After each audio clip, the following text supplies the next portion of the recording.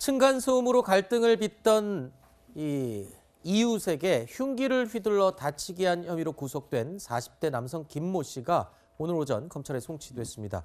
경찰은 김 씨에게 살인, 미수 및 특수상해 혐의뿐만 아니라 피해자에 대한 지속적인 괴롭힘을 근거로 스토킹 처벌법 위반 혐의도 추가로 적용하기로 했습니다.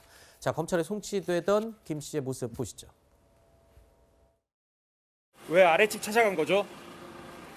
흉기 왜 휘두른 거예요? 피해 가족에게 한 말씀 하신 말씀 없으십니까? 피해 가족에게 할 말 없으세요? 그전에도 내려가셨다는데 어째서 내려가신 거죠? 한 말씀 해주시죠. 자, 피의자 김 씨의 흉기에 중상을 입은 피해자는요, 현재 뇌사소견을 받은 것으로 알려지고 있습니다. 당시 범행 현장에 있던 여성 경찰이 흉기를 휘두르는 피해자를 제압하지 않고 현장을 빠져나간 사실이 확인되면서 부실 대응 논란이 거세게 일고 있는 상황이죠. 그런데요, 이 추가 사실이 하나 더 밝혀졌습니다. 이 여성 경찰관뿐만 아니라 현장에 함께 출동했던 20년 차 남성 경찰관도 이 현장 수습과 제압을 하지 않고 현장 이탈을 한 상황이 밝혀졌습니다. 공동 현관문이 닫혀 현장으로 올라갈 수 없었다. 이 문 키가 없어서 자동문을 열 수가 없어서 못 갔다라고 설명을 당초 했었는데 이 내용과 배치된 감찰 결과가 나온 겁니다. 현재 출동한 두 경찰관 흉기에 부상을 입은 여성의 구조와 지원 요청을 위해 현장을 벗어났다라는 해명을 하고 있는데요. 결론적으로 현장에 출동했던 두 경찰관 모두 피의자를 제압하지 않고 떠난 것은 팩트인 것 같습니다. 그렇죠? 예. 당시 이제 15일 날 그 있을 때 처음에는 이제 여경만 그 순경입니다. 올해 이제 4월에 임관했으니까 사실 15 상태인 그런 순경입니다. 그러니까 현장을 처음 아마 가본 걸로 생각이 드는데 흉기를 들고 나오니까 바로 이제 현장을 이탈을 했는데 나중에 확인을 해보니까 경찰 스스로 자체 감찰을 해보니까 그 남성의 50대 경찰관 20년 이상 임관한 지 됐죠. 그분도 1층에서 원래 피해자의 남편하고 같이 얘기를 하고 있다가 그 비명소리를 듣고 3층으로 올라갔습니다. 네. 다 올라가지는 않았어요. 그러니까 피해자 남편은 끝까지 올라갔지만 2층 중간 복도에서 그 여자 경찰관이 내려오니까 그냥 가지 않고 자기는 그냥 같이 내려온 겁니다. 그러니까 두 사람이 같이 현장을 이탈한 거죠.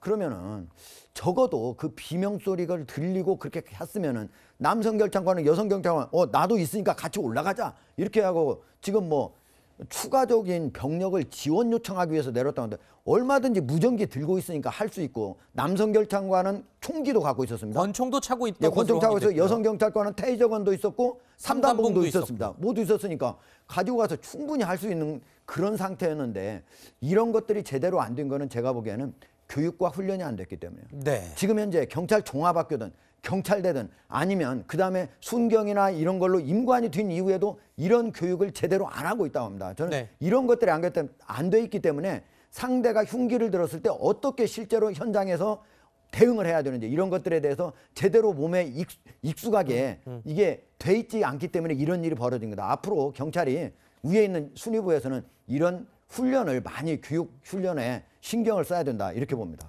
결국에는 현장에서는 딸이 이 범인의 손목을 끝까지 붙들고 있었고 나중에 이를 본 아버지가 달려들어서 제압을 하고 결국에는 범인을 이 민간인 피해자 가족이 둘이 달려들어서 제압을 했고 제압된 이후에 나중에 늦게 경찰관들이 온 거였거든요. 이거는 진짜 정말 이해할 수가 없는 상황인데 그럼에도 불구하고 경찰은 지금 다 계속 변명으로 일관을 했던 사실이 추가로 드러나면서 더 비난을 받고 있습니다.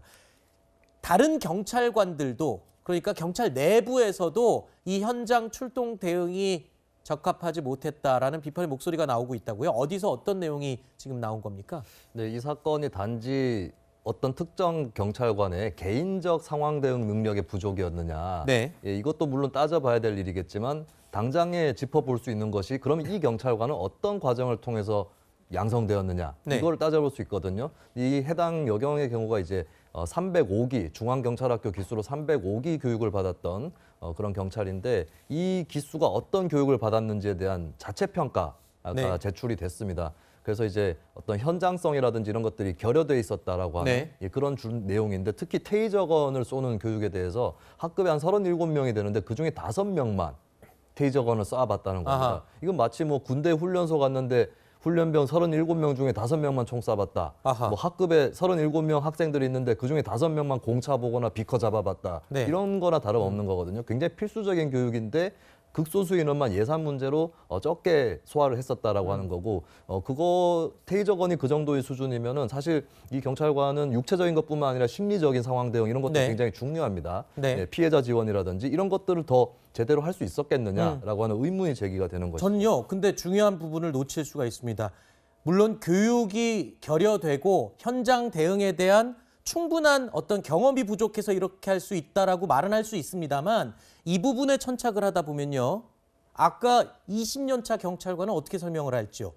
오히려 경찰관 전체 또는 경찰들의 어떤 이 마음가짐, 이 대응하는 태도에 대해서 또 다른 변명의 여지로 될 수 있다. 피해자 가족들이 들었을 때는 이건 변명으로밖에 안 들릴 수밖에 없거든요. 글쎄요, 변명이라기보다는 구조적으로 교육이나 양성 자체에 문제가 있었다라고 하는 거고 그 20년 된 경찰이라면 양성 과정에 더 허술한 점이 많았을 수 있습니다. 예산이라든지 이런 문제들이. 그리고 이제 좀 경륜이 있는 경찰인데도 왜 저런 실수를 하느냐 했을 때 이게 보통 이제 사실 현장 파출소라든지 이쪽에서 근무하는 경찰들은 기본적으로 업무가 순찰이고 네. 지역에 따라서는 사실 범죄가 별로 일어나지 않아서 출동 경험이라든지 이런 것들이 이제 계속해서 오히려 시간이 지날수록 적어지는 경우도 존재를 하거든요. 네. 예, 그런 것들에 대해서 좀 다양하게 그러니까 경찰이 되고 나서의 교육도 중요한 부분입니다. 근데 이런 네. 것들이 제대로 되었느냐. 네. 물론 이제 경찰 기강 문제 이런 것들 기본적으로 있는 거겠지만 네, 네. 그래서 이런 구조적인 것들을 다 짚어야 이 피해를 다시 발생하는데 알겠습니다. 막을 수 있는 이 대책이 마련될 거라고 물론 대부분의 경찰관들은 현장에서 이 매뉴얼대로 그리고 용감하게 현장 대응을 하는 것으로 저도 알고 있고 그렇습니다. 일부 사연일 수 있다라는 것을 제가 전제로 다시 한번 말씀드리겠습니다. 그러니까 우리가 패널들이 이제 교육 문제다, 훈련이 돼 있어야 이렇게 얘기하는 거는 그것까지 같이 돼야 된다 이런 얘기지. 그런 교육과 훈련이 아무리 있더라도 현장에서 지금 경찰관은 남성 경찰관 50대고 여성 경찰 20대입니다. 그리고 그 범인은 40대예요. 그리고 피해자의 남편은 60대예요. 딸은 20대예요. 그러면은 자기보다도 힘이 약한 사람들이 가서 범인을 제압하겠다고 올라가는 판인데 자기가 50대인 남성이 그걸 도망가면 되겠습니까? 제가 보기엔 가장 큰 거는 경찰관 현장에 있었던 그 사람의 국민의 생명과 재산을 반드시 지키겠다고 네. 하는 자세죠. 알겠습니다. 그걸 빼놓고 얘기할 수 없는 거죠.